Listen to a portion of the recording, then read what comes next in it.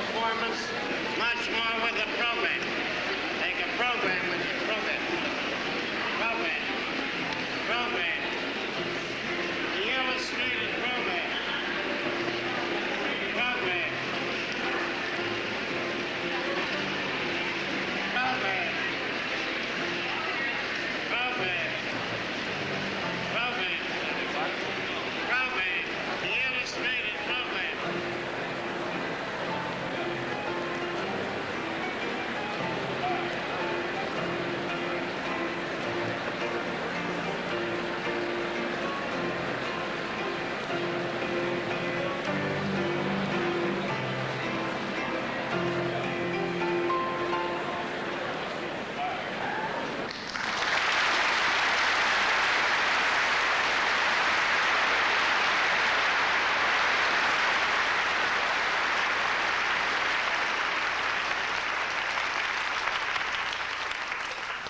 And finally,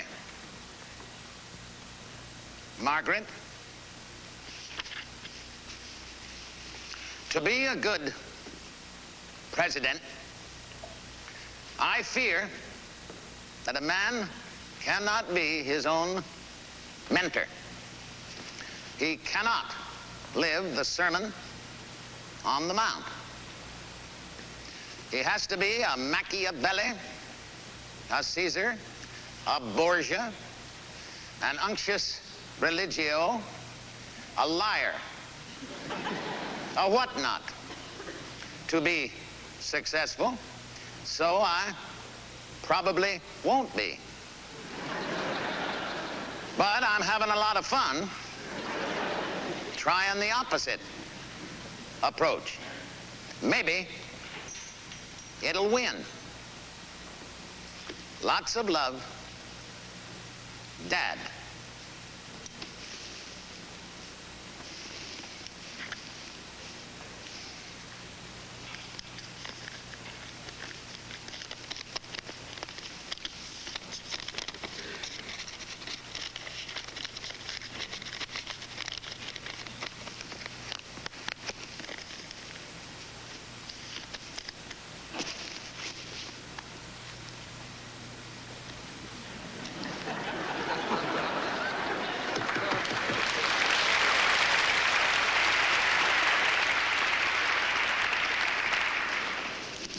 Rose, are Mr. Johnston or Mr. Whitney there? They're there. Well, fine. What about the Attorney General? Tom Clark's there, and what about Charlie Ross? Well, good. Send them all in, Rose. Thank you very much. Good morning, gentlemen. I see you, Mr. Johnston. You're looking very well, sir. Fine. Mr. Whitney, how are you, sir? Fine. Tom, Charlie, please stand right there. Well, gentlemen, what have you worked out on the proposed settlement? You mean to tell me that 18 of your 20 railroad brotherhoods are willing to accept the arbitration award, but you're going to stop the railroads from running anyhow? Well, boys, if I knew you were going to tell me that, I wouldn't have asked you over here this morning. The good Lord may have built the earth in 6 days, but that surely was before labor unions. If you think I'm going to sit here and let you tie this whole damn country up, you're crazier than hell. You've got 48 hours to reach a settlement. If you don't, I'm going to take over the railroads in the name of the government. That's all, boys. I said that's all, Mr. Johnston. Mr. Whitney?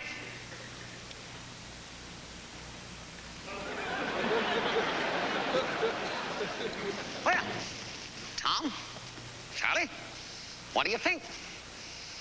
Well, wait a minute, Charlie. Listen, I know better than you do that their labor unions have always backed me politically, but this is not a case of labor versus management. No, sir. This is a case of a few big money boys in management and the war-rich unions against the government. And I'm going to teach them to exercise some social responsibility. Well, I'm trying to get this country back on a peacetime footing. And I am not going to have the private citizen getting hind hit on this deal. It's got to be fair all the way around, and this damned inflation business has got to stop. I'm going to take the hides off those bastards. And that goes for the National Association of Manufacturers crowd as well. They are not going to stampede me into lifting price controls. But, Charlie, you think we ought to consult some economists, do you? Well, let me tell you something. I stopped into some supermarkets on my walk the other day. And I don't need those economic wizards to tell me that this country's hurting. All you got to do is see how it's buying. No, sir, Charlie, only one way to stop this. And that's a few swift kicks in the right asses.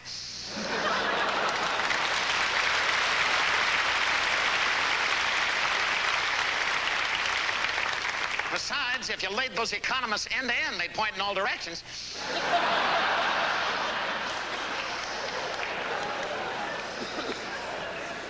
tell you, boys, if we leave this up to management, they'll have prices so damned high that you'll wish you were in the undertaking business. Just to pick up the newly dead. Why, they'll show us net profits or net greed so high, and it'll have every labor leader in this country screaming for higher wages. And they'll both be screaming that I'm interfering with private enterprise. Well, it's not going to happen. I tell you, boys, if we leave this up to management, they'll have prices so damned high, the average citizen won't be able to buy anymore. Well, and of course, that's exactly what management wants. Of course they do. They just yell sales lag. And then they lay off a whole slew of workers, and then the unions get panicky and tone down their demands and ask for less money, which is exactly what management planned all along. And then, of course, they give the working fella just enough to get him buying again on the installment plan, I might add. You know, they say that they're for competition, but they're for eliminating competition. And I am sick of this government being filed and flouted and the people bankrupt and ruined. I may have inherited this job, but by God, I'm in charge, and they damn well better know it. That's all, boys.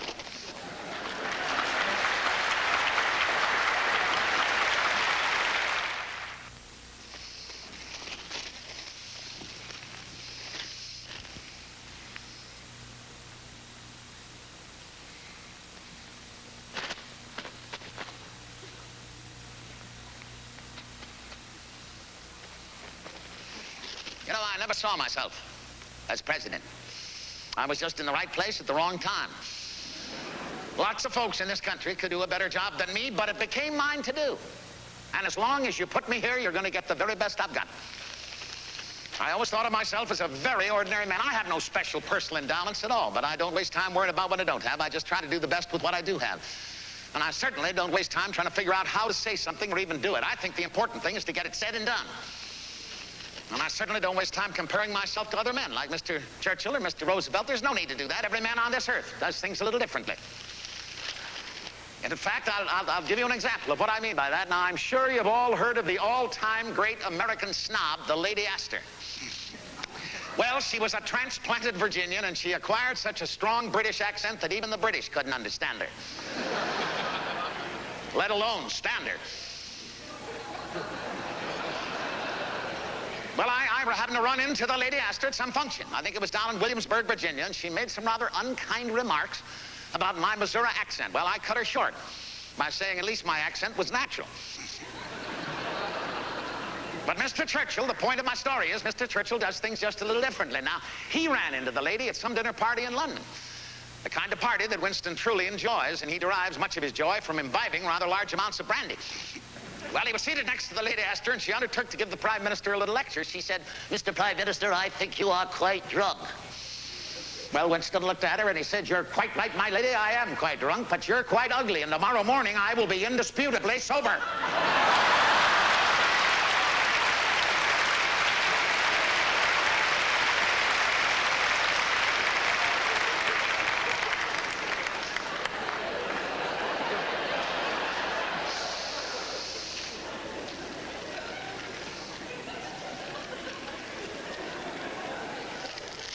Well, you see what I mean, anyway, don't you?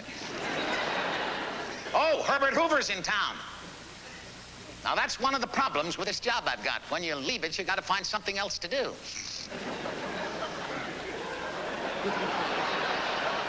Oh, really, think about it. It's hell for a man trying to find work when he's been president of the United States.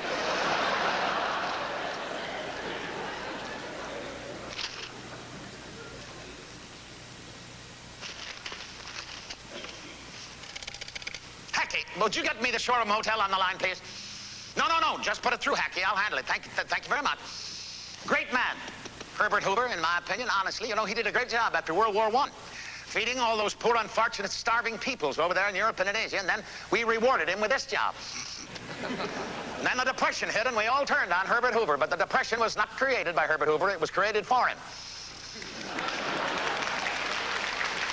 Oh, heavens, and you know, most of us forget that he instituted the Reconstruction Finance Corporation. That was to keep the small businessman going when the big banks turned their backs on him, and of course the banks did. Boy, there's a bunch of crooks for you. Well, they're happy to lend you money when you prove you don't need it.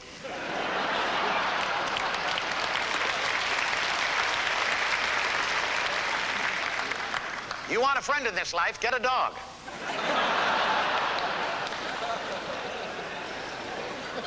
Hello? Shoreham Hotel? Yes. Would you connect me with Mr. Herbert Hoover, please? Harry Truman. Harry Truman. yes, 1600 Pennsylvania Avenue. That's the one, yes. Well, nice chatting with you, too. All right.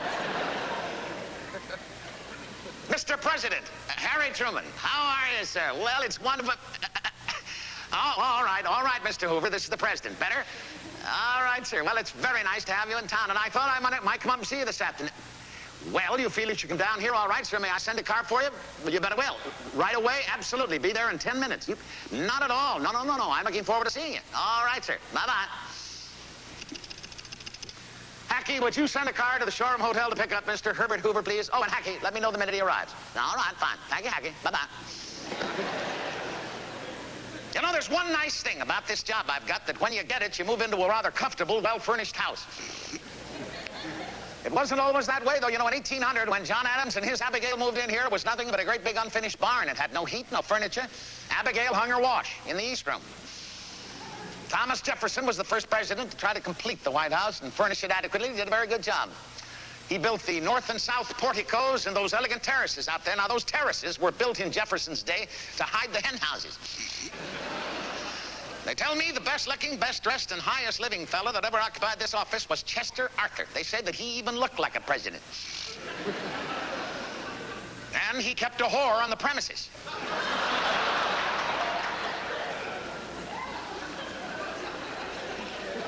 Now, back home, we'd call a fellow like that a widower with means.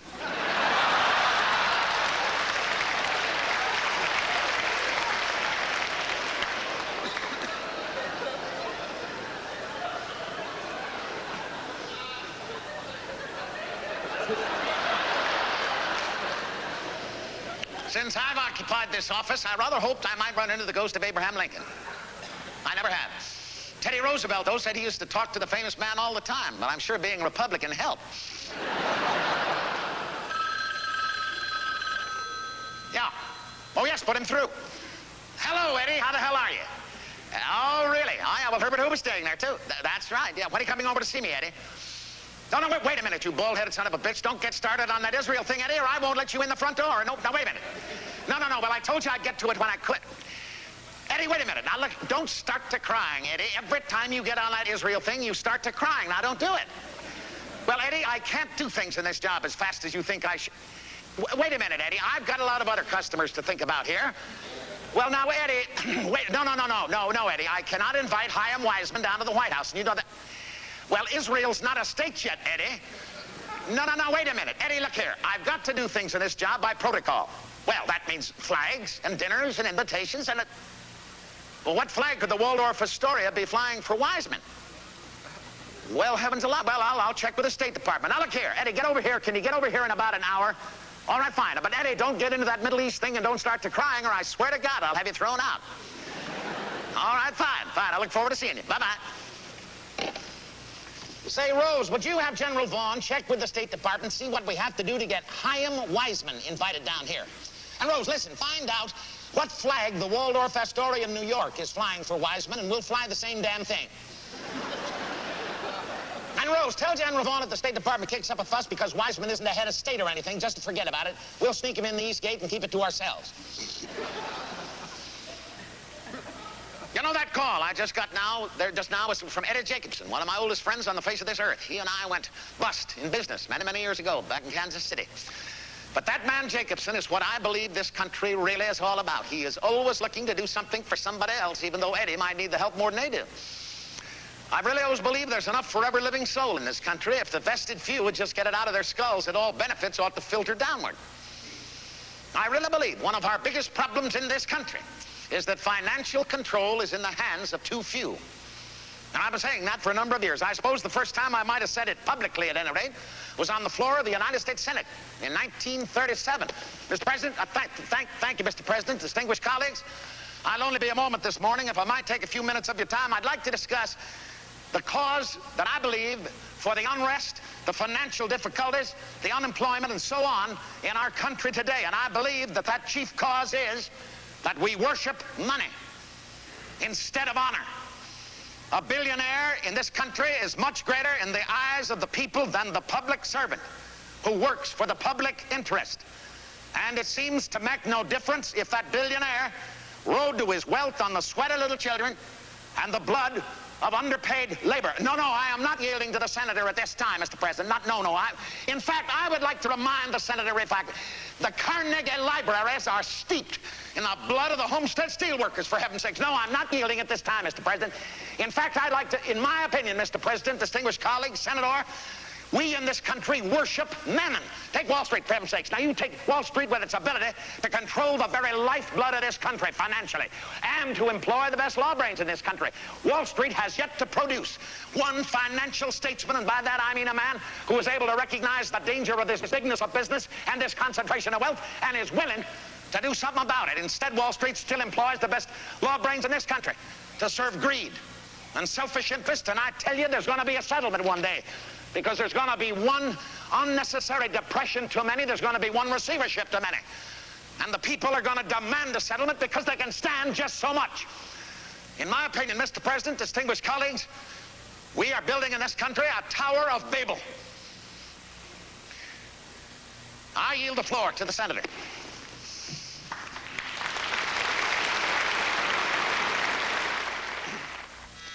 Yes, Rose. Oh, Herbert Hoover's here. Fine, be right there. Mr. President, how are you, sir? Well, for heaven's sake, you look just great. Well, thank you. I'm going to make it one way or the other. All right, sir. Well, thank you so much for coming down, Mr. President. Please have a chair. I'm sorry about that Mr. President stuff. No, I apologize. You know, Mr. Hoover, it's the same way with General Marshall. I could call General Marshall George. But for some reason, he's oldest general to me, and I don't know why that is. I'll try. Mr. Hoover? All right, fine, sir. Please sit down. Well, you look just grand. You look just grand. You know, I wanted to talk with you this morning about something, sir, that I think you know more about than any man on this earth. And that's the subject of human hunger. Now, we've got a surplus of food in this country, Mr. Hoover, and I would like to try to get it to the right places, mind you, in Europe and in Asia, where it'll help with the starvation business. Now, you did a great job after World War I, feeding all those poor, unfortunate, starving people over there, and I wondered, sir, if you would consider undertaking such a task for us again at this time. What is it, sir? Mr. Hoover, is anything I said, sir? Oh, no, listen, heavens alive, I guess ex-president's got a right to a little emotion just like anybody else, for heaven's sake. You'll do it. Well, when could you start, sir? Tomorrow morning. Well, that's just grand, Mr. Hoover. That suits me right down to the... You know, Mr. Hoover, I got to tell you something. The kind of help you can give us on this thing simply cannot be found just anywhere, and well, I'm most grateful to you, sir, and I'll send a car for you if I might. You bet I will. 9 o'clock at the showroom. It'll be there absolutely on the dot. All right, sir. Thank you, Mr. Hoover. Bye-bye, sir. Oh, Mr. Hoover, you're welcome, of course, to stay here in the White House. Well, you prefer the hotel. I understand that. Oh, say, speaking of hotels, you must know the folks that run the Waldorf Astoria in New York rather well, don't you? Well, living there and all, I figured you might. I may need your help in getting one of their flags.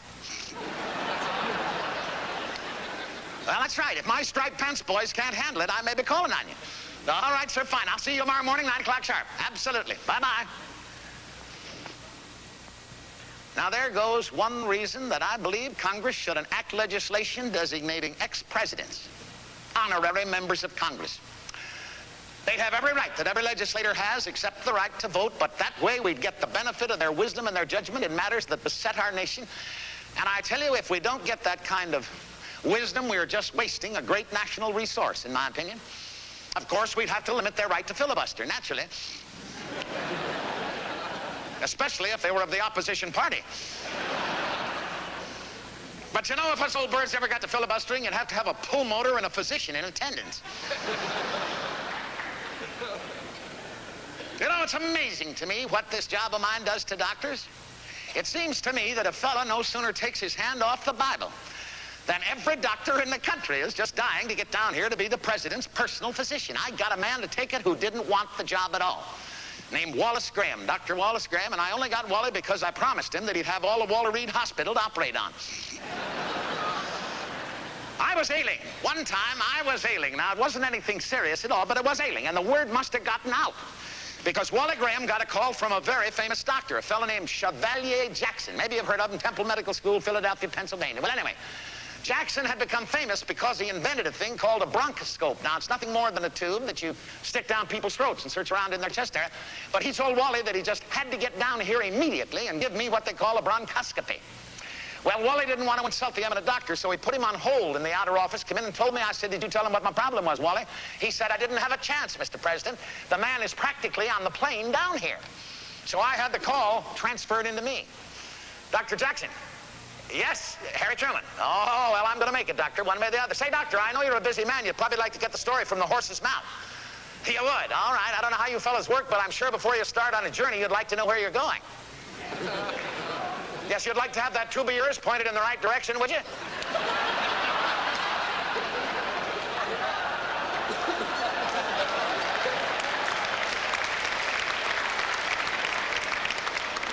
Well, Doctor, if you're willing to look at my other end, I'd be happy to have you take a peek.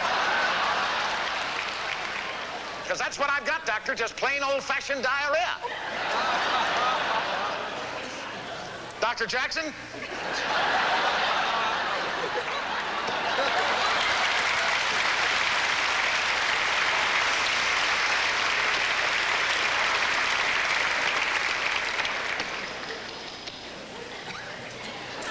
We never heard from the eminent doctor again.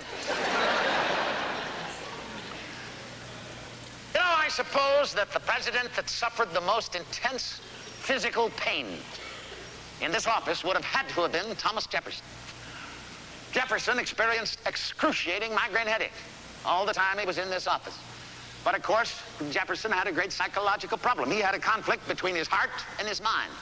He was always in conflict with what he'd written in the Constitution, because during his presidency, he did virtually nothing to eliminate the institution of slavery, which he, of course, was fervently believed should be abolished. Interestingly enough, his migraine headaches ended only with his presidency, but I'm sure the man must have lived his own private, personal civil war for the rest of his life, and it probably only ended with his death. His was a gentle life, and the elements so mixed in him that nature might stand up and say to all the world, this was a man. You know, I don't suppose a day goes by, really, when I'm in this office that at some time or another, however fleetingly, I don't think how Franklin Delano Roosevelt might be running the store. Oh, yes, Mr. Roosevelt, you're a tough man to follow. More than once I've heard myself referred to as his accidency. How do I like the job? Well, the pay's pretty good, and there's certainly lots to do. Of course, no matter what you do, there will always be some son of a bitch who won't like it. But it's the hottest kitchen in the world, I'd expect. Cigarette. Well, I don't use them myself, but I must have some here for visiting ex-president. Yep, here we are. You know, my Surgeon General tells me that these things may be causing lung cancer. That's right, lung cancer, and a lot of other things they say that are killing people these days. No, that's right. It can't hurt you now, can it?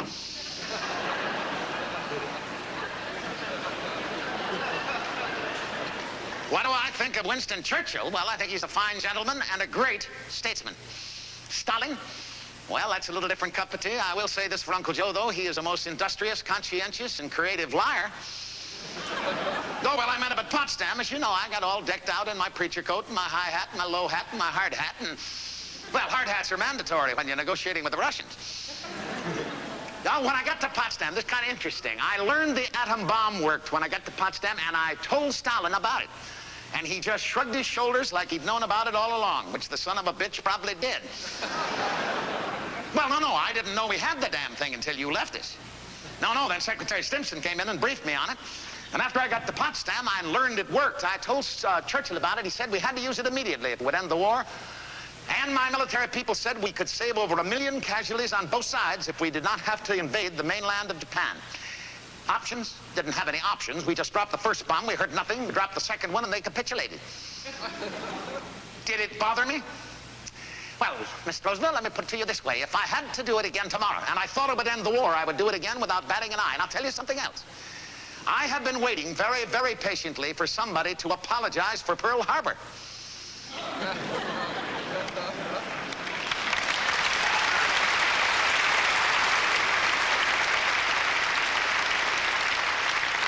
Well, it was an absolute crime, a tragedy that you couldn't have been there to sign that final Potsdam Well, thank you, sir. Oh, I know, absolutely. Well, I couldn't understand. No. It was incredible. Churchill voted out of office in the middle of a major war and defeated by that little bird Attlee. No, Churchill took it hard. He never let on, naturally, but you know he never lost his touch. When he heard about the election results, he said, Harry, always remember this about Clement Attlee. There's a lot less there than meets the eye.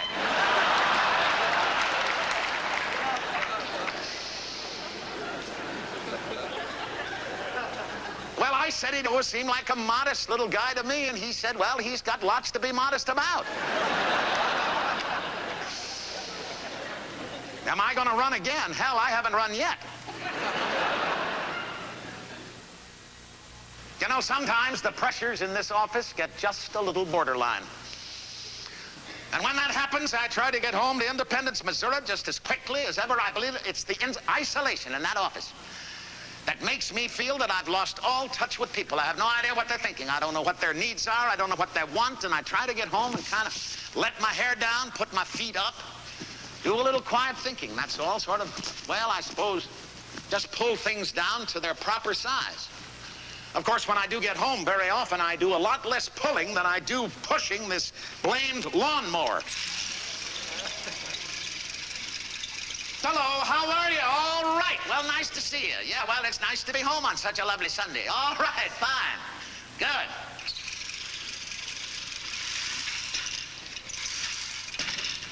Sue Gentry, how are you, Sue? For heaven's sake, let's go through it. All right. How are you? You looked at what? Oh, well, the fence. The Secret Service put it up, Sue, to protect me from what I do not know, but they put it up. What am I doing mowing the lawn on Sunday? The boss asked me to mow the lawn, Sue. That's why I'm mowing the lawn. Grass grows the same on Sunday, Sue, as any other day, you know. If I was on wages, I'd be on double time.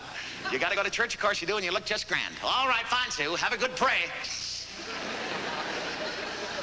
I've got to mow the lawn, Sue. I found if you really don't want to do something, do it on Sunday. That way the boss will think you're tarnishing the Sabbath and never ask you to do it again. But you wait and see. It'll work out that way.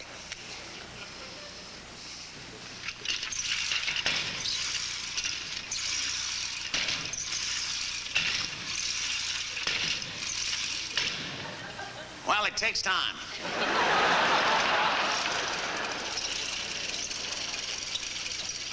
I've always been kind of a Lightfoot Baptist myself.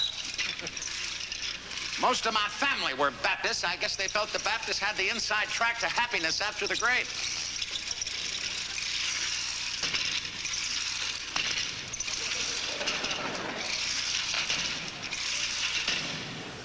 They must have the radio on. You know, speaking of my relatives, I guess my favorite relative of all would have been my grandfather, Solomon Young. He was quite a man, Grandfather Young. Very independent man, and he hated hypocrites. I remember him saying to me when I was just a boy, he said, Harry, if you ever run into a fella who shouts too loud on Saturday night and prays too loud on Sunday morning, go home and lock your smokehouse immediately. And he was absolutely right. I learned the lesson myself when I was 8 years old. Nine years old, the first job I ever had on the face of this earth. I worked for Jim Clinton in his drugstore down there on the square. And I went in at 6:30 every morning and swept out for Jim and cleaned up the medicine bottles from the day before. And I got to tell you, it was quite an education for a 9-year-old boy to see how many of the anti-saloon leaders, you know, the churchgoers, would come in every morning to get an eye-opener from Jim Clinton. Oh, yes, he kept the booze in the prescription department in the back and charged them 10 cents an ounce, and they would knock it back, and then they'd peek through a little tiny hole in the wall to make sure that nobody had seen him. My first brush with phonies. And I have never had any use for them since. I always favored the rough old birds. If they wanted to knock back a few, went into any saloon down there on the square. I never thought any real man had to hide behind a bunch of damn test tubes when he wanted to strike a blow for liberty. Of course, there are 3 things that'll ruin a man, in my opinion, and that's power, money, and women. You know, if a man can accept power as a gift from somebody else, he's all right. But if he thinks for 1 minute that he created the power, it'll ruin him every time. And if a man makes too much money early on in life, it tends to separate him from the rest of the human race that has to work all their lives just to earn a living. And of course, if a man is disloyal to his family, well, that'll ruin him every time, because if you got the right partner in life, you're not going to have too many troubles. Of course, if a guy's just looking to get some honey on his stinger, he's in one hell of a fix anyway.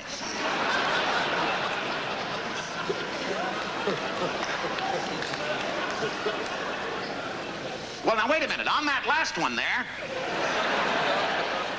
you read your history and you'll find out I'm right on that one. I've had to wear these glasses ever since I was 10 years old. I had a rather bad case of diphtheria, and I was never very athletic. Almost ruined my eyesight. Never played much in the sports at all. Now, the boss was the tomboy in the family. Now, Bess used to play ball with all the kids. They never let me play. I had to umpire. And Bess could out-whistle any kid on our block. I'm going to tell you something now that is not generally known. Bess was shot put champion of Independence High School.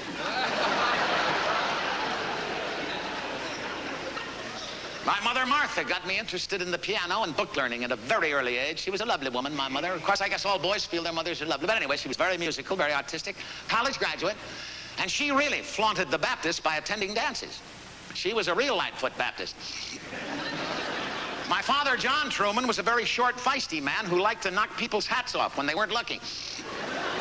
They called him the Bantam Cock. He had absolutely no use for book learning on this earth. He quit school at a very early age, and he announced to his father that he was going to become a mule trader. And Grandfather Truman said it wasn't a very lofty thing for a boy to aspire to, but if he had his heart set on it, to go ahead.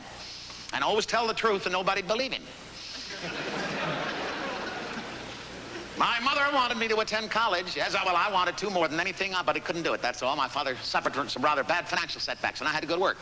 Timekeeping for the Santa Fe Railroad and bookkeeping for some, I believe the lady is maybe about to deliver me from my bondage. Yes, Bess, what is it, boss? What? I embarrassed your mother. What's up? What's out for the more, darling? What? How did I embarrass your mother, dear? Well, but you asked me to mow the lawn, Bess. Well, all right, no, I'll stop right now. I don't want to embarrass your mother, absolutely. Oh, dear, she's on the warpath, is she? Oh, heavens, Bess, she's not on that again. Oh, why didn't you just, Bess, I'm going to run. If I can't beat Tom Dewey, for heaven's sake. Oh, wait a minute, Bess, would you try this approach with your mother? Would you tell her that not only am I going to run, I'm going to win? Will you try it? All right, please, dear. I'm sorry that I embarrassed her. Absolutely, Bess. Watch out for the more. All right, dear. I'll be in very shortly. Thank you very much, boss.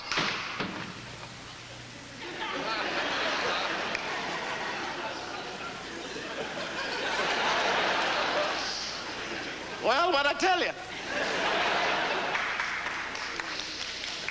Wait a minute. I want to tell you a little something about her mother. Madge Gates Wallace is her name. She was known as the most stylish woman in Independence, Missouri. And her father, George Porterfield Gates, amassed a rather sizable fortune milling Queen of the Pantry flour.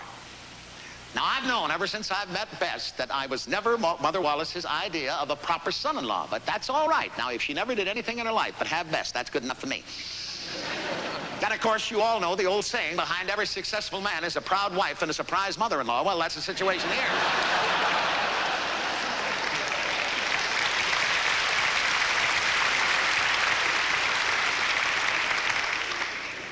But I'll tell you, she's a pistol, though. Really, she is a pistol. Well, no, honestly, she's got a mind of her own.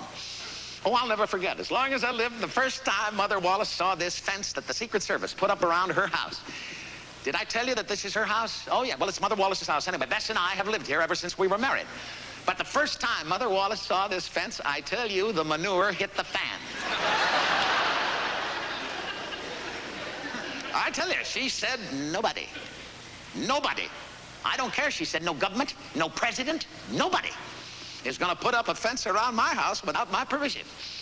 Well, she finally simmered down, but I tell you, every time Mother Wallace goes through that gate, this fence cringes. You know, I once asked my Secretary of the Treasury, John Snyder, what this fence cost, and he told me $1,500. That seems like a lot of money, doesn't it? But let me tell you, a man in my job could get rich. I mean rich, if he really wanted to. Oh, yeah. When I learned a long, long time ago that when you play ball with the money boys, you pay. They don't. You pay. But I don't want you to get the wrong idea. Now, listen, I've done my share of favors for friends down through the years, just like any other influence peddler in Washington, but I never got anything for myself out of it, and I'll tell you something else. No man can get rich in politics unless he's a crook. It cannot be done.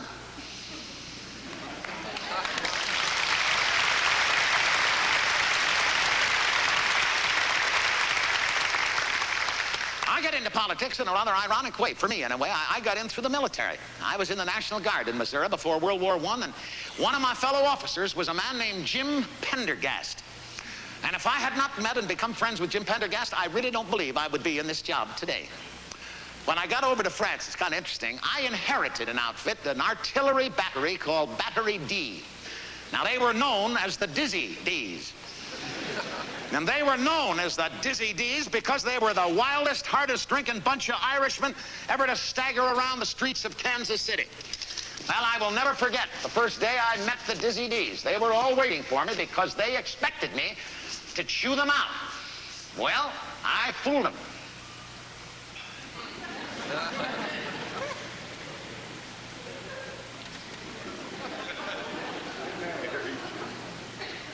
Dismissed. Except the non-coms.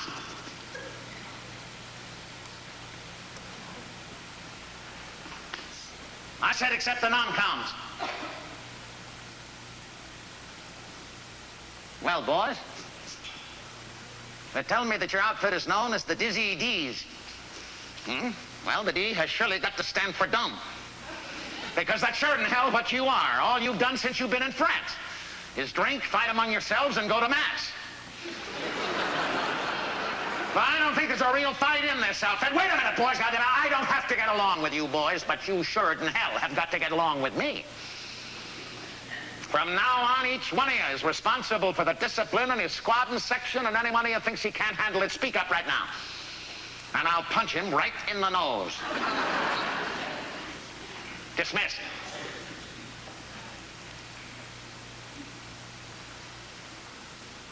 We got along.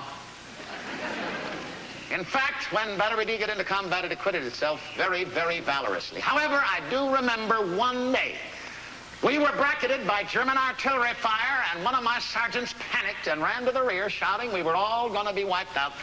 Well, before I knew it, my entire outfit was on the run to the rear, and right then and there, I learned the greatest counter-offensive weapon in warfare, cussing. Come back here, you goddamn mackerel snappers! You yellow Irish sons of bitches, come on back here! No, you're not Irish, you're not Irish, you're all you're a bunch of goddamn limeys, limeys, limeys, limeys!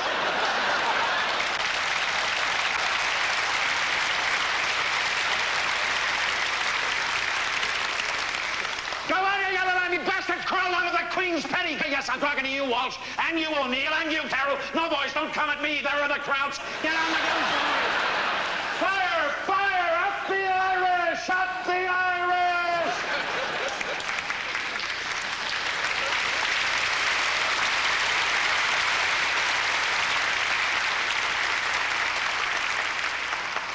We called that the Battle of Who Run. And when I got back from France, I married Bess.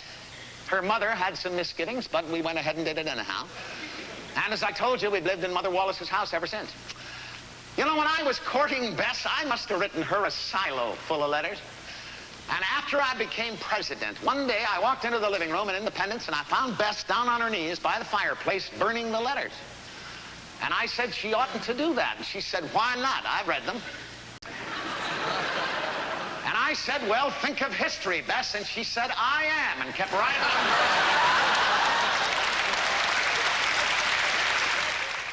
I've been back from France about 2 days when I ran into Eddie Jacobson on the streets of Kansas City, and we shook hands and agreed to go into business together. We opened a haberdashery shop in Kansas City, and from time to time, some of the boys from Battery D would stop by to swap lies about who'd won the war, and one of them was Jim Pendergast, the man I mentioned to you earlier. Well, Eddie and I did pretty well until the Depression of 1922, and then we had to go out of business, and Eddie went out on the road selling shirts for somebody else. And before I could get any kind of job, I found myself running for an elective office called County Judge in Jackson County, Missouri. Not really a judge in a judicial sense, but more of a county commissioner in the rest of the country. But I found myself running for that elective office with the support of the Pendergast political organization. They were 1 and 2 in Jackson County, very powerful. And I got their support. I didn't know the big boss, Tom Pendergast, at all, but I did know his nephew, Jim, the Jim Pendergast I mentioned. And Jim told his Uncle Tom that I was one officer in the war whose men didn't seem to want to shoot him. So they gave me their support, and I won the election. And I always figured I won the election because I had more relatives in the county than the other guys. And I was broke, and most of the voters are broke, so they went for a fellow who was in the same fix. But after I got elected, my biggest job was trying to get some roads built in Jackson County, Missouri. We had more mud roads in Jackson County than any other county in the country at that time. And you know, when you start talking about building roads and you've got the money to back it up, it's very much as though you were a female moth and unloaded your entire load of bombacol into the air in one spray. Immediately, you'd have 5 trillion males headed in your direction, and every one of them would be a road contractor. And I got my first taste of it when I got a visit from Tom Pendergast, the big boss, right after we passed the bond issue to build the roads. Mr. Pendergast, for heaven's sakes, what an honor. Well, sir, Tom, all right, Tom, you bet you. No, I don't. Mr. what? Ross? Nice to know you, Ross. All right. Ryan? Oh, yes. Baden? Oh, well. No, I don't know them, Tom, but I've heard of them. Well, what an honor. Please sit down, Tom. Right there, gentlemen, please make yourselves to home. All right, fine. Well, isn't this grand? What can I do for you, Tom? Yes, I'd heard that they were your supporters. I'd heard that, but I've got to tell you something, Tom. They're not very good road builders. Well, I mean, they're pie crust road builders. That means the roads they build are crumbling like pie crust, is what that means. Well, their bids were just too damn high, Tom, that's all. Yes, I know they pay their taxes here, but that doesn't entitle them to the money, does it? Oh, yes, I'm going to give the job to a bunch of them out of state. I certainly, well, their bids were lower. And, of course, the roads they build hold up. I've seen them. You leaving, gentlemen? Oh, all right. Well, come back any time. It's the same for everybody. No, sir. No, you don't know me very well, Mr. Pendergast, but I'm afraid you're just going to have to make do with what I think is right. No, sir. No, I don't believe I'm being contrary. I would hope to God I'm being businesslike. No, sir, I don't think you're interfering exactly. I would hope that it might be the beginning of an understanding. Yes, sir. Well, I certainly will do that, Mr. Tom, all right, I certainly will. Tom, I'll do what I think is right. Bye-bye.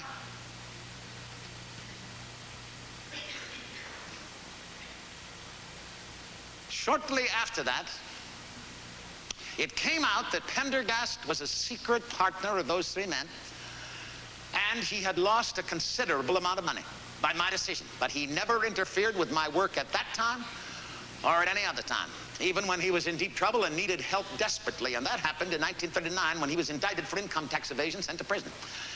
And his entire political organization fell apart, and it couldn't have come at a worse time for me, because in 1940, I had to decide whether I was going to run for another term as United States Senator. I had just completed my first term, and I wanted to more than anything on the face of this earth. I really believe the happiest years of my political life were spent on the floor of the United States Senate.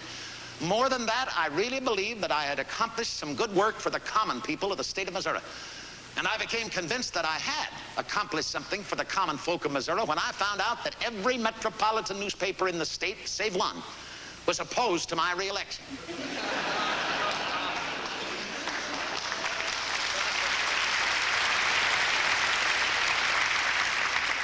Also in 1940, the leader of my party, President Franklin Delano Roosevelt, withdrew his political support from him because he was going to run for a 3rd term as president, and I had backed legislation in the Senate limiting the election of presidents to 2 terms.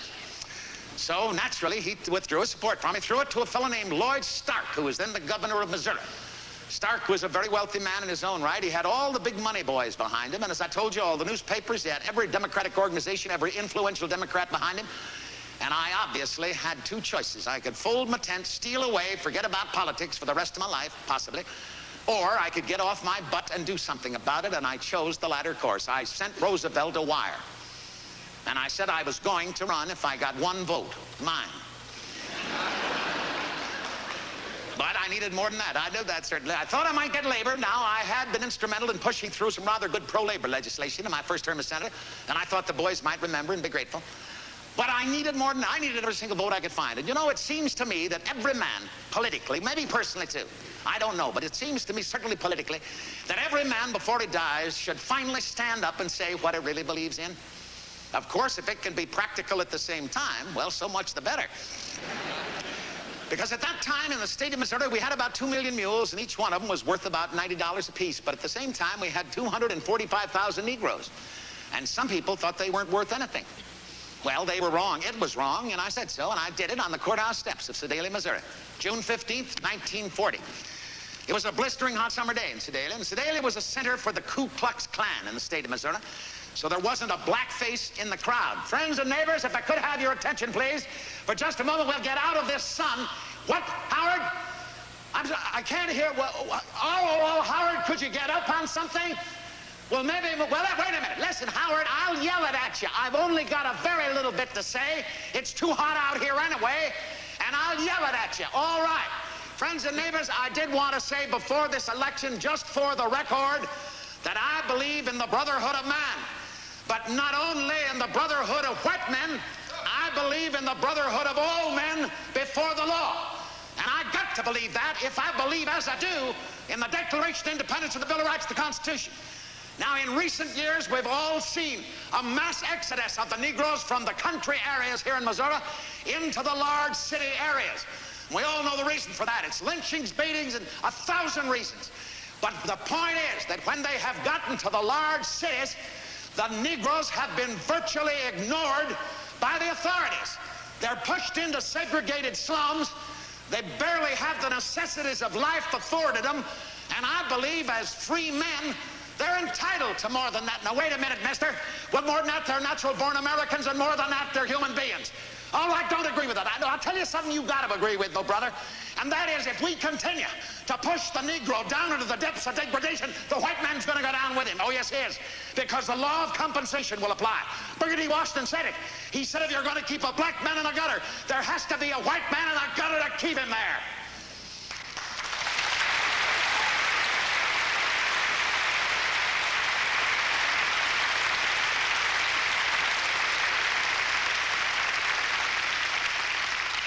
I won that election by 8,000 votes.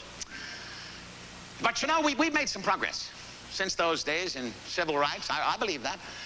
But I also believe that the Negro in our society still has to walk too fine a line just to survive. I remember an old Negro back in Grandview, Missouri, many, many years ago. He told me that he'd gotten a bottle of booze from his boss, and I said, "How was it, John?" He said, "Just about right, Mr. Truman." I said, "What do you mean, just about right, John?" He said, "Well, if it was any better, he wouldn't have given it to me. If it was any worse, I wouldn't have drunk it."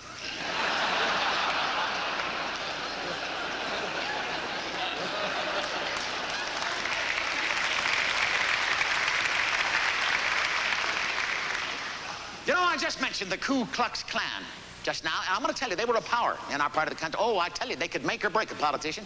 Very often, they figured very prominently in my campaign in 1924. Now, they were a rough bunch. Of course, they were only rough when they were in a bunch. Oh, yes, well, they were racist. They were congenital racists, and I always believed that their philosophy was the absolute ultimate in vulgarity. This, of course, was their shield. Behind this thing, they felt safe. This, of course, is a torch. We all know its purpose was to give man light, but in their hands, this torch very often was the witness to lynchings, beatings, and murder. A bunch of the Klan boys came to see me, in fact, just before the election in 1924. They came to my office, and they said they had a problem with me. They said they understood that my grandfather, Solomon Young, was a Jew.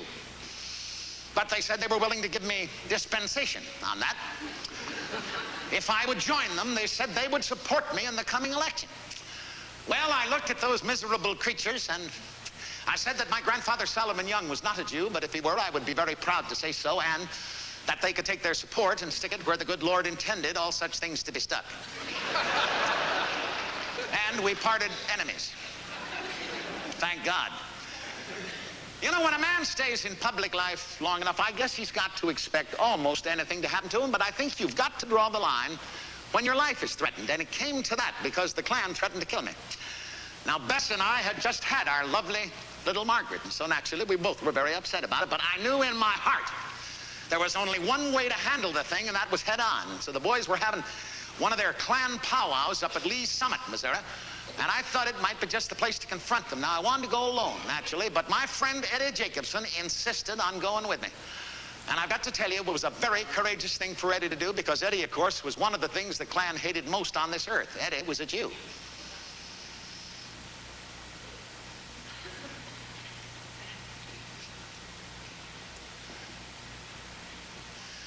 Evening, boys.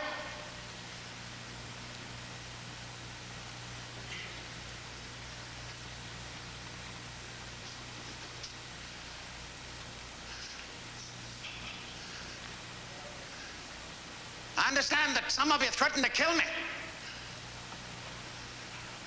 Well, if you want to take your lives in your hands, let's have a go at it right now. So, So you're the boys that are going to tell me that I can't hire a Catholic or Negro or Jew or whoever you don't happen to cotton to, huh? Well, being farm kin, you got to know that is pure, undiluted bullshit.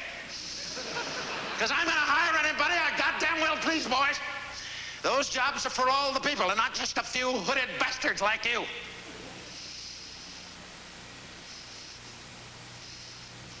Shame on you. Shame on you.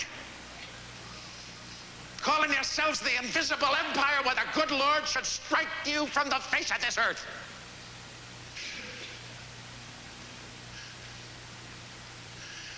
Well, I'm going to leave you. Chosen people. But wait a minute. Before I do, I want to tell you what Eddie Jacobson said on the way up here. Eddie said whoever organized your courageous gang had to be a Jew, because only a Jew could sell you silly idiots a $1.95 nightshirt for $16.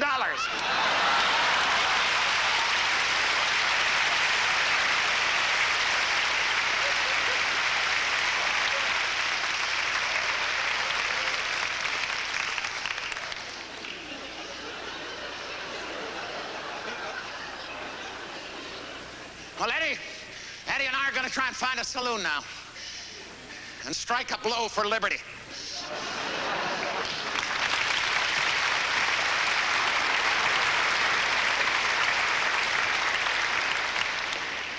I lost that election.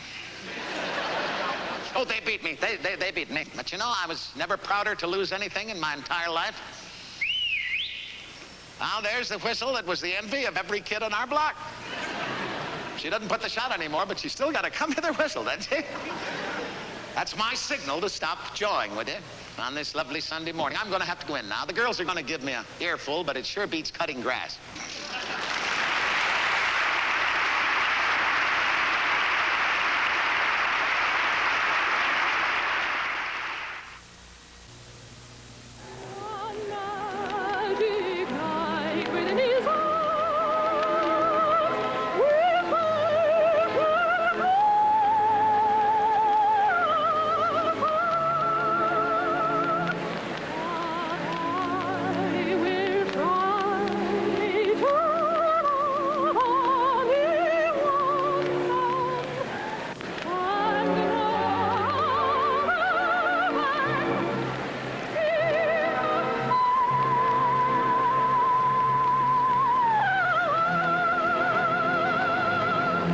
Mr. Paul Hume. Music, critic, Washington Post. Mr. Hume, I have just finished reading your lousy review of my daughter Margaret's concert last night. And I have come to the conclusion that you, sir, are an 8-ulcer man on 4-ulcer pay. When you write such poppycock as that, it shows conclusively that you're off the beam, and at least 4 of your ulcers are working overtime. I hope to meet you. When I do, you're going to need a new nose, lots of beefsteak for black eyes, and perhaps a supporter below.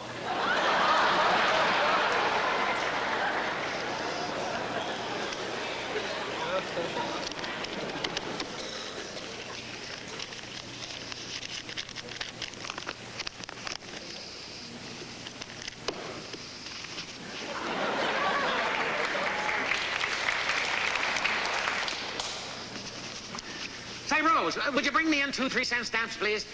No, Rose, I don't want any lectures on my franking privileges. Just bring me in the stamps. Oh, and bring your book. Bring your book, Rose. Thank you very much. Well, this is the kind of morning that starts out with all the right things happening to make it all go wrong. First thing this morning, I got the communiques from Korea. And we're doing very, very badly over there. Then I had to tell Margaret about the death of our beloved Charlie Ross. He died yesterday at his desk unexpectedly. And he was Margaret's most special and most beloved friend. And when I tried to announce it to the press, well, anyway, then this damn thing.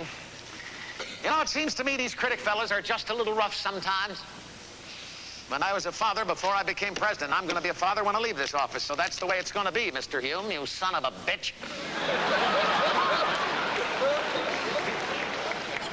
No, Rose, not you, for heaven's sakes. Come here. Thank you, Rose. Thank you very much. Rose, would you sit down and take some dictation, please? Just a few short letters. All right, dear, fine, thank you.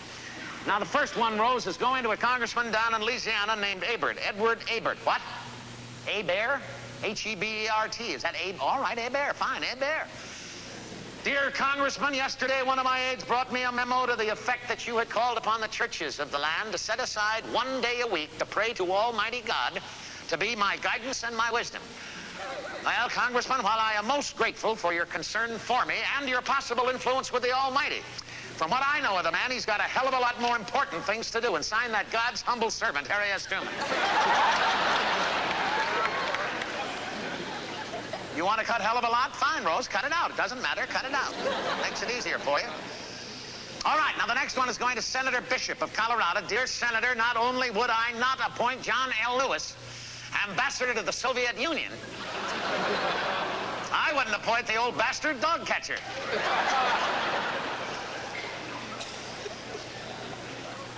Don't you want to cut old bastard, Rose?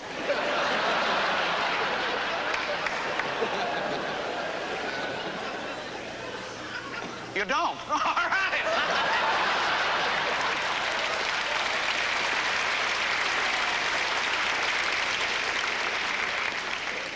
You want to cut dog catcher? Well, how about Attorney General?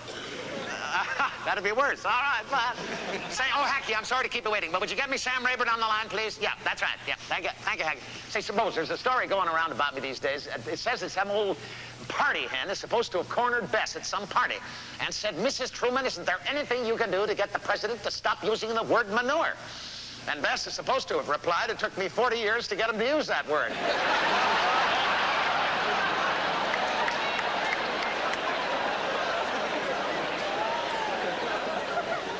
Now, that's the kind of reply I would hope the boss might get. Hello, Sam.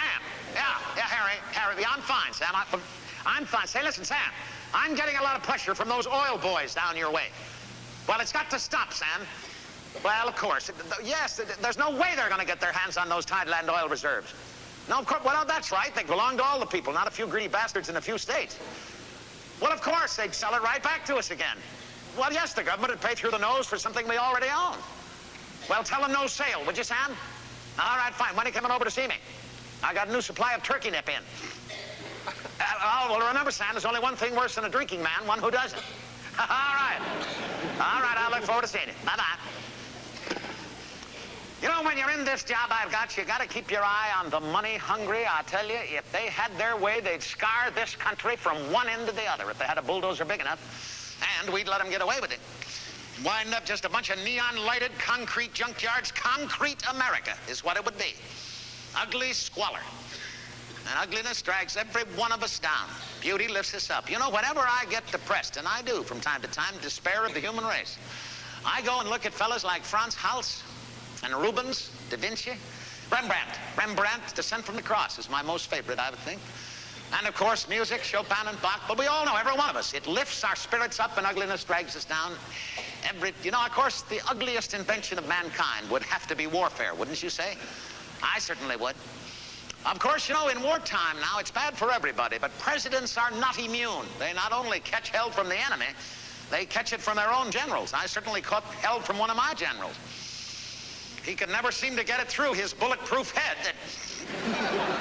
that as Clemenceau once so very wisely said, war is much too serious a matter to be left to generals. Of course, Lincoln had his problems, all presidents do, but Lincoln had particularly, had 5 of them. One of them was McClellan. You remember McClellan? Very interesting man, General McClellan. McClellan had been a president of some Illinois railroad before the Civil War, and Lincoln, as a young lawyer, worked for McClellan. And when Lincoln became president, McClellan simply could not get it through his head that Lincoln was no longer an employee of his. In fact, McClellan acted more like the president of the United States than the president did. But McClellan suffered from conceit, of course, which is God's gift to little men. But of course, Lincoln was much too big a man to be troubled by McClellan's fantasies. In fact, he said McClellan reminded him of the fellow whose horse got to kicking around and got his hoof caught in the stirrup. And the man looked down and said, look here, you want to get on, I'll get off.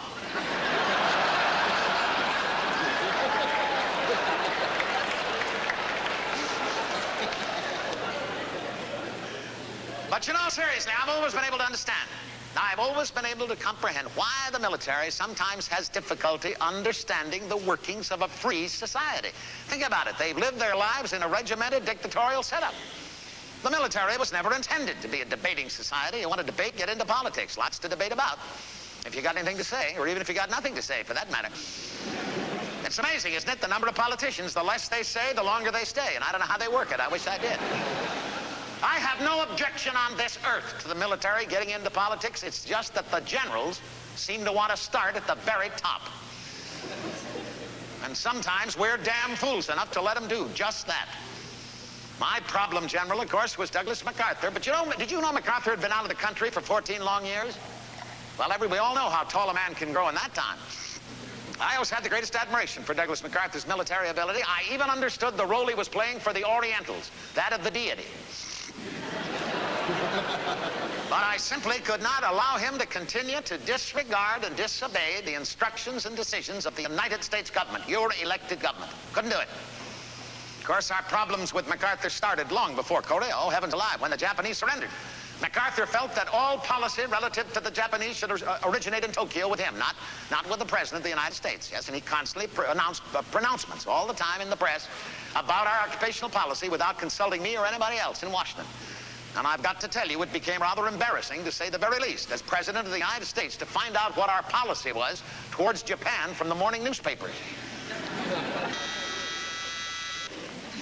Yes, Rose. Oh, fine. All right, I'll be right there. Now, that's General Marshall waiting in the outer office. He's usually a very punctual man, but this morning he's 1/2 hour early. Well, last night I gave him some communiques to study that I'd exchanged with MacArthur down through the years. I want to get his views on them. You know, I may have been rather harsh just now about the military here, but I want to tell you that man waiting in the outer office right out there now, General George C. Marshall, is the most dedicated American it has ever been my privilege to know. And another one is General Omar Bradley, the finest, most brilliant field commander we've ever produced in this country. Both of those men are deeply involved in this entire Korean situation with me, and we're all concerned that it might escalate into World War III. General Marshall, come in, sir. Good to see you. Please have a chair, General. You prefer to stand? All right, sir. Fine.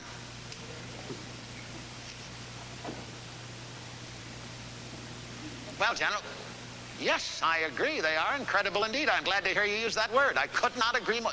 Atchison. Well, Atchison says we've got to let MacArthur know who the President of the United States is. Once and for all. Simple as that. Harriman? Well, Harriman agrees. Yes, I know. It's all through every one of those communiques. Force, force, force is all the man seems to want to employ. You know, General, I think that Mark Clark said it to him best. Mark Clark said that force did not mean shooting the works, but rather to see that the enemy attack failed. Yes, sir, I know. You said that you would have fired him 2 years ago if you'd known then what you know now. What about General Bradley? Well, General Marshall, would you ask General Bradley for me right now? Would you do it, sir, and let me know? Thank you very much, General, and let me know immediately. All right, thank you, General Marshall. Let me know. You know, I have no idea on this earth how we got to this pass with General MacArthur. Really, I guess 100 times in my mind I've said, what did you not do that you should have done to try to get through to the man and make him understand? I even flew 12,000 miles to Wake Island when I wanted to see MacArthur because I felt it was absolutely essential that we clear the air between us. Of course, when I arrived at Wake Island, MacArthur's plane was circling the island waiting for me to land first. Oh, yes, well, he was a play actor.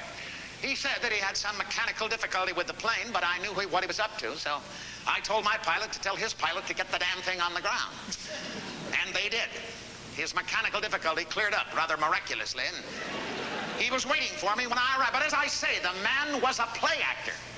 There he was, waiting for me with his battered cap and his big sunglasses and the big pipe and the unbuttoned shirt. But you know, I've never believed in dressing a man down in front of people. No matter what a man's done wrong, if you take his dignity away from him, he's got nothing left. So I suggested that MacArthur and I take a walk along the beach, alone. You know, General, I really don't much care what you think of me. Wait a minute, as Harry Truman.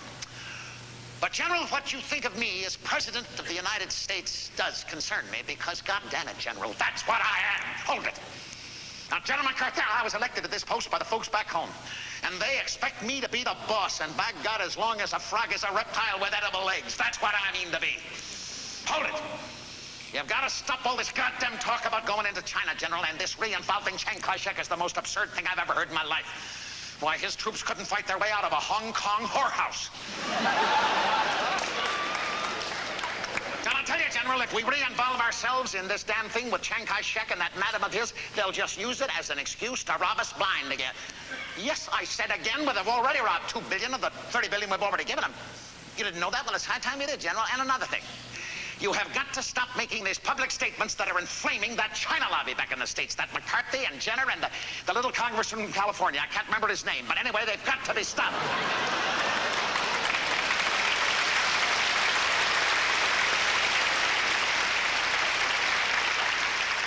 They're reckless men, General, and the enemies of freedom, and they could destroy us all. General MacArthur, we got a big enough job here just keeping this damn thing from blowing up in all our faces. All right. Now, wait a minute. Do you think the Chinese are going to intervene?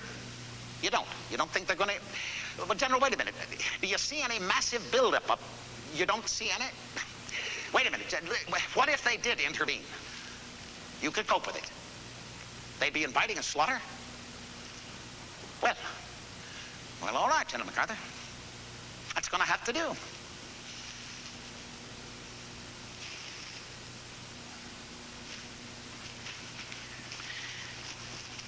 He said he was going to have the boys home by Christmas. But he forgot to consult the Chinese on that. And they knew nothing about Christmas, so that's exactly when they did intervene, and they came across the border in the thousands, and to be very blunt about it, they kicked the living hell out of us. And MacArthur announced publicly that he could have won it if I had let him do what he wanted to do. Well, we almost lost Korea, but we hung on, and we finally turned the 8th Army around in a counteroffensive. But we had learned one very important lesson. And that was that if we let MacArthur force us or talk us into a large-scale military operation on the mainland of China, it would have been a disaster for all of us. Except, of course, the Russians, who were the true aggressors. So slowly and painfully, we worked our way up the Korean Peninsula. Finally, it looked as though an armistice might be in sight, so I started ceasefire negotiations through the United Nations, and it looked as though we might be able to contain the thing at long last, but that voice in Tokyo, MacArthur, despite repeated instructions from me to talk to me first, talk to everybody but me. He was calling for a blockade of the Chinese mainland. He wanted to bomb their major industrial centers, and he announced that publicly. Now, there I was, President of the United States, involved in a ceasefire negotiation with the enemy while one of my subordinates was calling for an all-out attack on the enemy. And listen to this. While I was in the midst of those ceasefire negotiations, and believe me, they were very, very delicate, at the same time, unilaterally, without consulting me or anybody else, MacArthur was calling for the North Koreans to surrender to him personally. Well, I simply could not allow this kind of insubordination to continue, because if I had, I would have surrendered civilian control of your government to the military. And I wasn't about to do that. The final straw came when MacArthur wrote a letter to Joe Martin, House Minority Leader. Joe Martin read it on the floor of the House of Representatives with MacArthur's permission. And in that letter, MacArthur accused my administration. He said that my administration should be indicted for the murder of thousands of American boys if we were not in Korea to win. Well, of course, the point was that we were not, never had been in Korea to win anything. We were in Korea to stop something, namely aggression. The United Nations forces were in Korea to try to preserve the peace of the world for all mankind.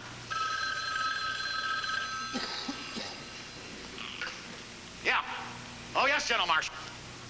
Bradley agrees? All right, fire the son of a bitch.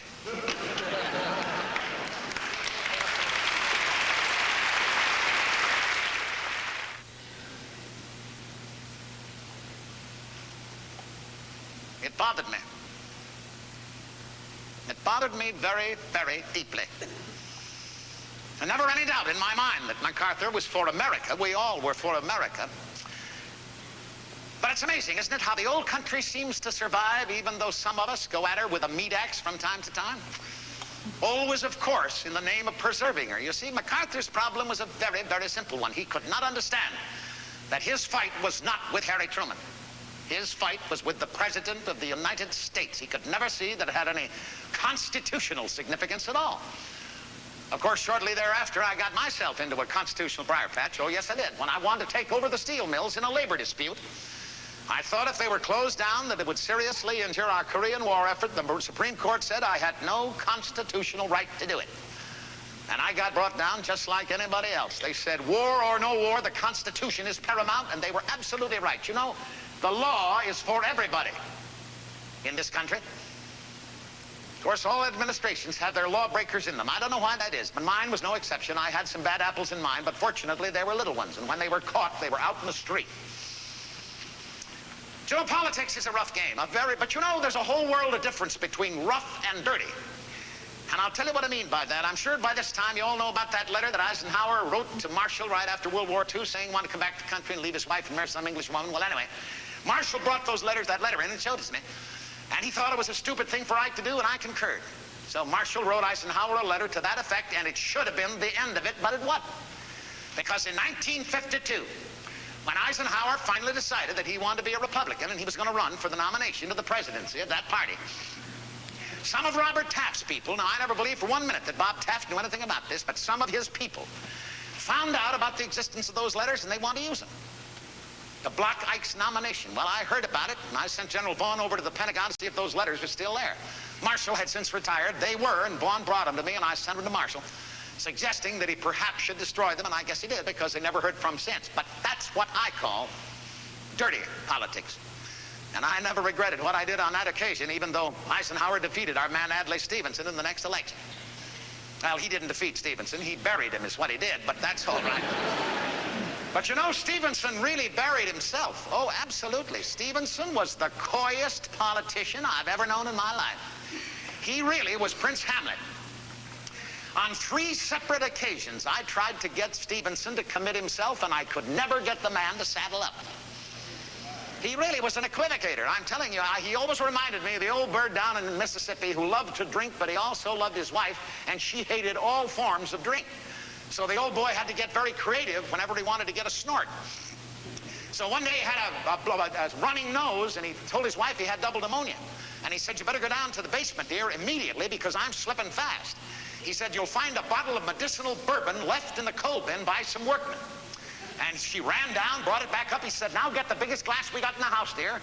And he said, "Put ice in it and powdered sugar and mint, and then frost the outside of the glass. And before I die, no matter how much I protest, you make me drink that."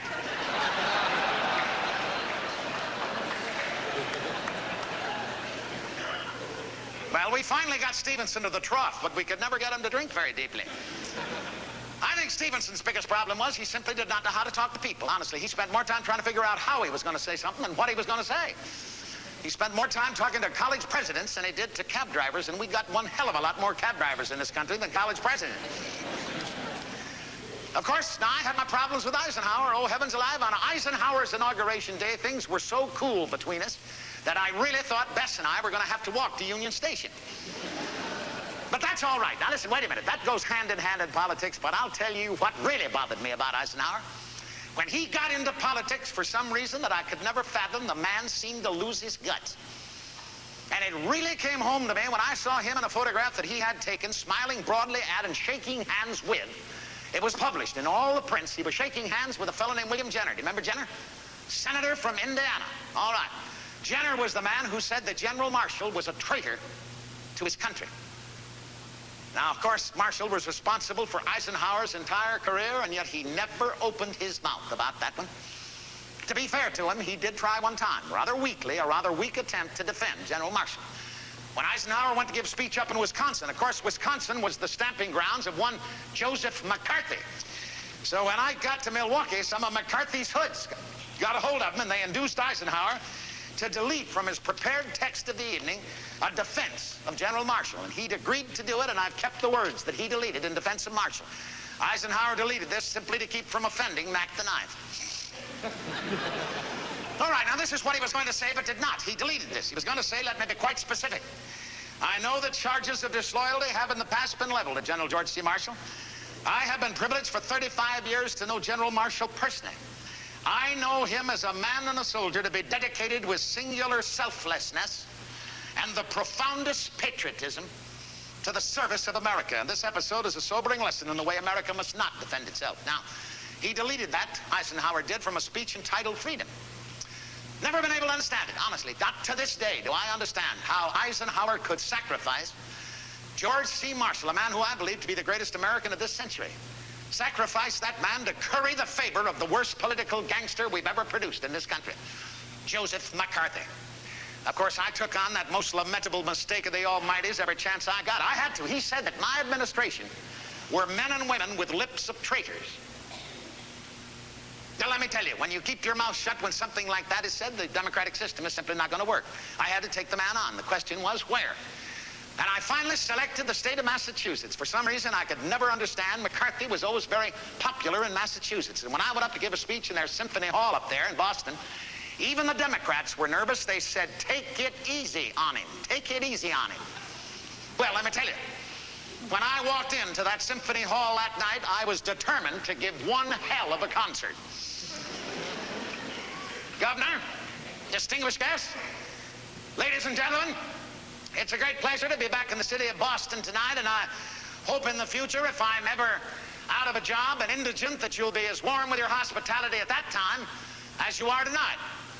However, this evening I would like to deal with some of the fanatics, and in particular one fanatic who has enrolled in the so-called Great Republican Crusade of 1952.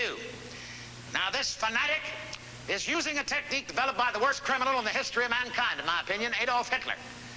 It's a technique called the big lie.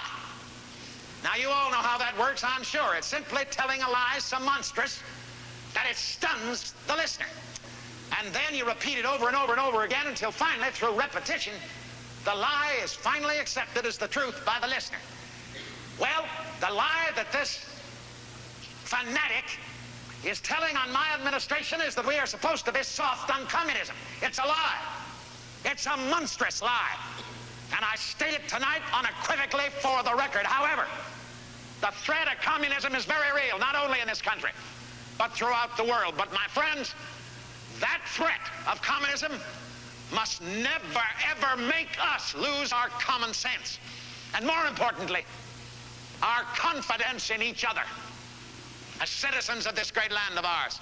I make a pledge to you tonight that if there are discovered to be any communists in my administration, they'll be thrown out, but they will not be thrown out without the due process of law and sufficient evidence, because I still believe in the Bill of Rights of the Constitution.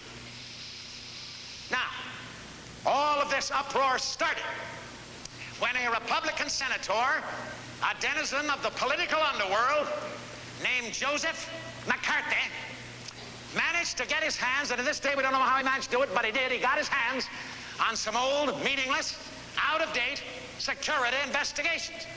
And as I say, they were meaningless, they were out of date, they meant absolutely nothing. But this irresponsible man dumped them all into the public record.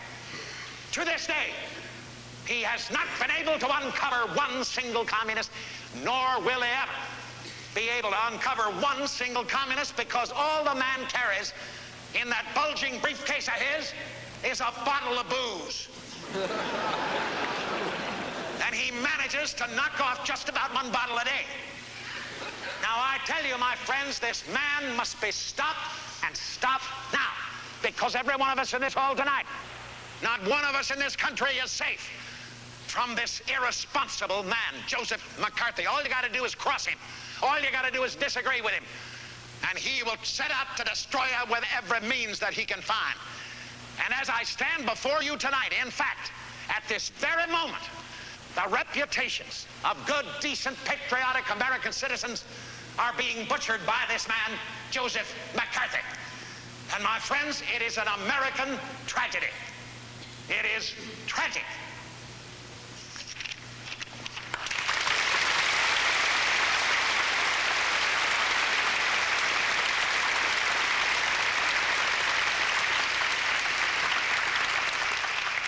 You know, I believe the happiest time I ever had in my political life was in 1948, really, when I took a long train trip across this great country of ours, and I talked to about 15 million of you people, and by golly, if you didn't give me my old job back for my trouble. It is a big country. It's a great, great big country, and you know, it always reminds me of the story of the old cowboy that rode his horse all the way from California to New York City. When he got to Times Square, an Irish cop said, "Just how big is this country, Hoot Gibson?" And he said, "Well, just about as big as your butt can stand to ride it, mister." And you know, I always believed that that was the problem with my opponent in 1948, Thomas E. Dewey. He simply could not stay in the saddle long enough. And I tried. I really tried. My train trip became known as the Whistle Stop Campaign. I tell you, we pulled into places that you forget people live in this country. I remember we pulled into a place called Dexter, Iowa, and I'd never heard of it, frankly. We pulled in there at 5:30 one morning, and there were 96,000 farmers waiting to hear me talk. Folks, you just don't get 96,000 farmers together at milking time. It is not done. And if you do, you're going to have one hell of a run on buttermilk. Of course, my opponent, Mr. Dewey, he spoke to the experts, not to the people, and every one of the experts said that I was going to lose by a landslide. And they published it, too, and I've got to tell you, frankly and candidly, that it did spread some despair and gloom on my campaign trail. Oh, my goodness. I remember one of my bright young assistants and speechwriters, a fellow named Clark Clifford, very bright young man. He came to me just before the election, and he had tears in his eyes. And he said, Mr. President, I think you're on the way to the gallows.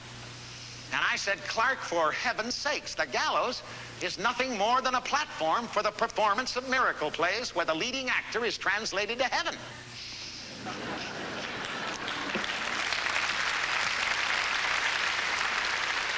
So we kept whistle stopping. Nice to see you. How are you? Good to see you. All right, fine, nice, fun. That's a nice looking boy. What, ma'am? I'm sorry, I didn't hear you.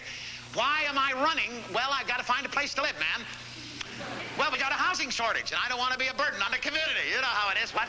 All right, fine. We've got to move on, but before we do, may I say this to you? In parting, I want to pay tribute, very sincere tribute, to the great liberal spirit of this great state of Minnesota. And you know better than I do where that spirit derives from. It derives from a very simple word, faith. Faith first in yourselves, then in each other, and finally faith in this great country of ours. And you know, my friends, that is the kind of faith that the Republican Party simply cannot understand. I know, because I've been viewing that political party from close to for a number of years, and by golly, they won't tell you what they really believe in. I know they got a platform, doesn't mean a thing.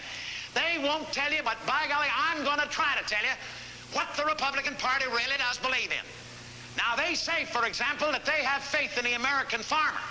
Sure, but they're willing to let him go broke. And they say they have faith in the American home, but not public housing. And they say in their platform, if you want to read it, it's funny reading, read it. It says in the platform they want to extend Social Security benefits to more Americans. It says it right in there. And yet the 80th Republican Congress just took Social Security benefits away from 750,000 Americans. Now, do they really believe? The American people are so foolish they're going to believe poppycock like that. And they say, of course, they're for a minimum wage. You bet they are. The more minimum earned, the better. And of course, they say that they believe in the American way of life. You bet they do, just as long as it doesn't spread to all the folks. And they say, of course, that they admire the American government. You bet they do. They admire the American government so much they want to buy it. But by golly, we're going to tell them on election day that it's not for sale. Not now, never will be, never, ever, at any price. But no, mister, I don't give them hell. I just tell the truth on them, and that makes them feel like they're in hell. But say, ma'am, I'm sorry, how do I feel about speech making? Well, I feel very much like the fellow that was on the way to his dear wife's funeral.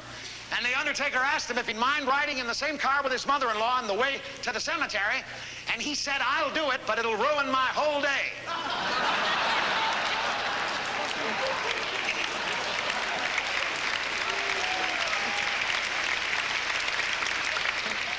Well, you know what I mean. You know what I mean. Well, all right, fine. We've got to go now. How many?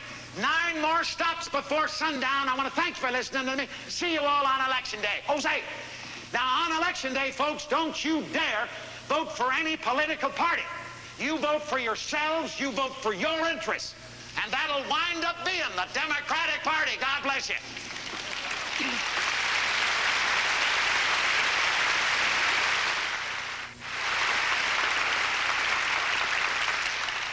Just before that election, I was visited by an expert. Now, he wasn't like George Gallup or Roper. He wasn't wired for sound at all. In fact, he didn't have any machinery to speak of. His name was Leslie Biffle.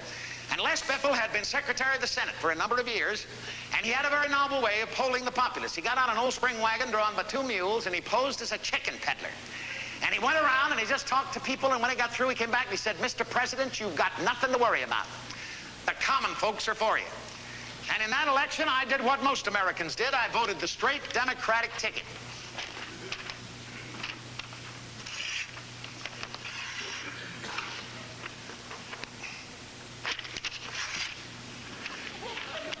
You know, folks, that polling booth right there is the most valuable piece of real estate in this country. And if we ever sell it to anybody for any price, just forget about the whole thing.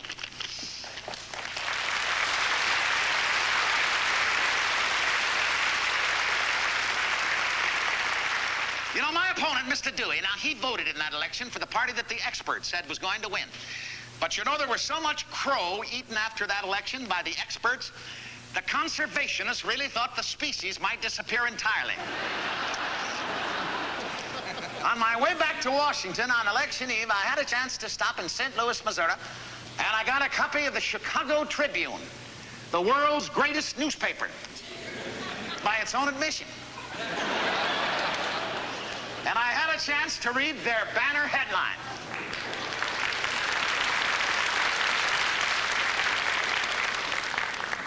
You know, my inauguration was very opulent thanks to the 80th Republican Congress because they expected Mr. Dewey to win, so they appropriated a ton of money for his inauguration. I tell you, the old town was so full of liquor, if it could have walked, it would have staggered. Just before the election now, I found out that Mr. Dewey had a victory song written for him that was going to be played at his inaugural ball. He never got a chance to play it. But I heard it, and I must tell you, it's a very catchy little tune. And I'm going to try and render it for you this evening, in the best sense of that word, render. I really wish Mr. Dewey was here to sing it for you because he has a fine, rich church baritone voice. But you're just going to have to put up with my rather wheezing whiskey Missouri tenor.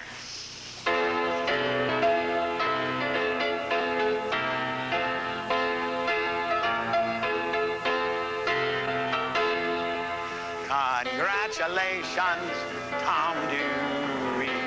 You won by a landslide today. Through thick and through thin, we knew you would win. Cause who'd ever vote to let Truman stay in? Congratulations, Tom Dewey. Your Republican dreams have come true. Here's a victory roar for President number 34. The White House is waiting for you.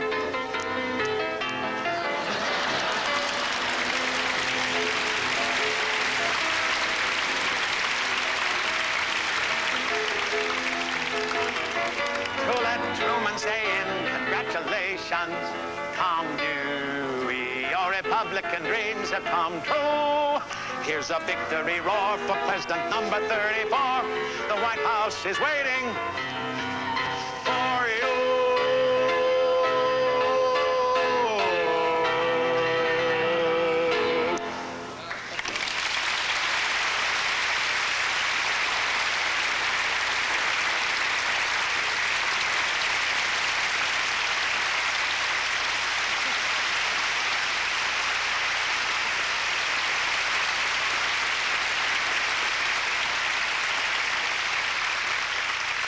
Now let's go for a little walk. I always like to take a walk every day if I possibly can and get the cobwebs out. Hello, boys. Good to see you.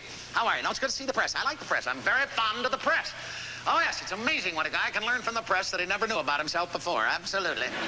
I agree with Thomas Jefferson, boys. You know, he said if he had to choose between no government and no press, he certainly would choose the former, and I agree with him 100%. Yes, I heard that. Yes, I heard that Richard Nixon had called Dean Acheson the Red Dean. Let me tell you something, boys. If Acheson, Marshall, and myself were traitors to this country, we are in one hell of a fix. And I'll tell you something else. Richard Nixon is a no-good, lying son of a bitch.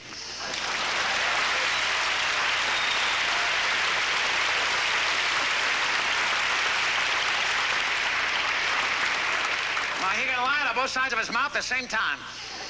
I tell you, if he ever caught himself telling the truth, he would tell a lie just to keep his hand in. What'd you say? How do I feel about Kennedy? Well, I'll tell you as I walk. Could we move, boys? The President of the United States got to get through here. We got to keep moving, boys, at 1:20 a minute. All right, any place around here to strike a blow for liberty? There isn't. Well, let's not go this way. What about Kennedy? Well, he's a good boy, but the father bothers me. Well, how many fathers do you know that can buy their sons West Virginia? No. Being Catholic has nothing to do with it. For heaven's sakes, it isn't the Pope that worries me. It's the Pop. This cane was given to me by the boys in Battery D. It's kind of nice. They had a little function for me on my inauguration day, and they yelled up to the dais, one of them, "Don't break it, you clumsy bastard." Oh, wait a minute, boys. I've got to watch my cussing. Nixon is very concerned about my cussing.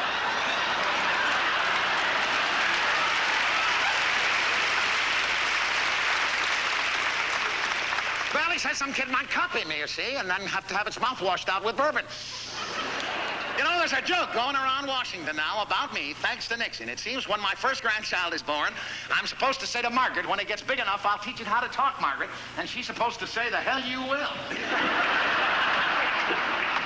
What was that? I'm sorry, son, I didn't understand. What?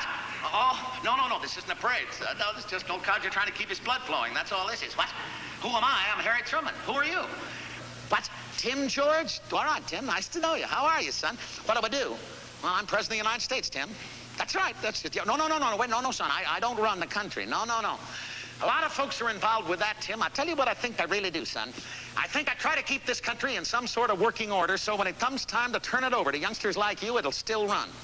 And I hope you'll do the same when it comes your turn, Tim, because it's been going on for 200 years. It's hard to believe, isn't it? Well, it's nice chatting with you, son. Say, listen, if you ever get by the White House, that's where I live, Tim. Well, your parents will know where it is, and if you ever get there, you say hello because I'd like to show you around. All right, boy, nice talking to you. Bye-bye. You know, boys, we got to keep the kids in this country stirred up. We got to keep them enthused about our history and about our future.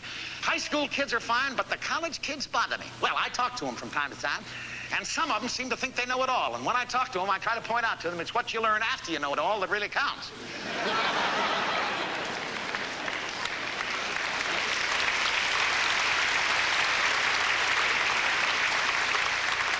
What was that? I didn't hear you. What did you say? Eavesdropping. I don't know what you thought. Oh, you mean, wait a minute. You mean listening in on telephones? The bugging, they call it? Notorious violation of the Bill of Rights. What? Super government? I don't know. You mean dictatorship? Well, why don't you say that? No. Never happened. And no, the Constitution will stop them every time. In fact, I'll tell you, any fellow that ever tried it, young man, would feel like the guy that woke up in the coffin with a lily in his hand and said, if I'm alive, what am I doing here? And if I'm dead, why do I have to go to the bathroom?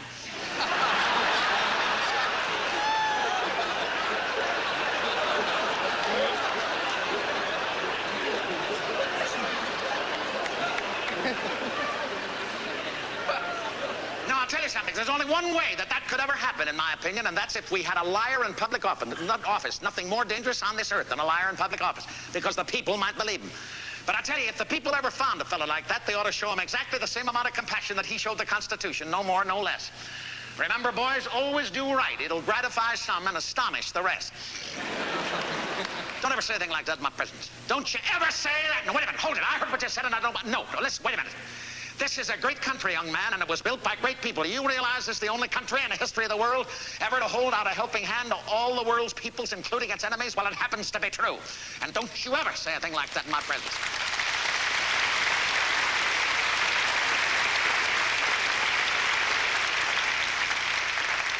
The future, how would I know? I'm not a prophet. I have no idea. Wait a minute, not just a minute. I don't have an answer for that about the future. But if you ever hear of a fella called Tennyson? Poet, that's right. That's a good start. All right. Did you ever hear of a poem called Locksley Hall? You never, all right, fine, that doesn't matter. You're about to hear a bit of it because I've carried this thing with me since my high school days, and I must have copied it at least 50 times just to stay up with the wear and tear on the paper. Well, anyway, here it is. Now, this is what Tennyson had to say about your question about the future. He wrote this in 1840. Remember that. He said it dipped into the future, as far as the human eye could see, and he saw the vision of the world and all the wonder that would be.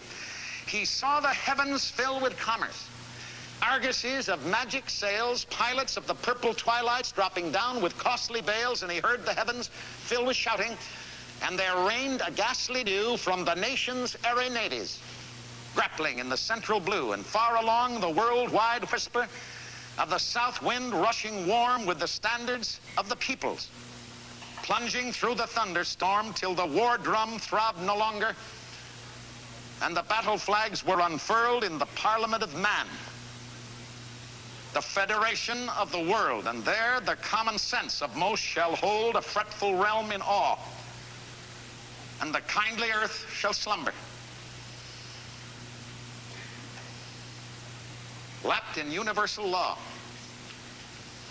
Well, does that answer?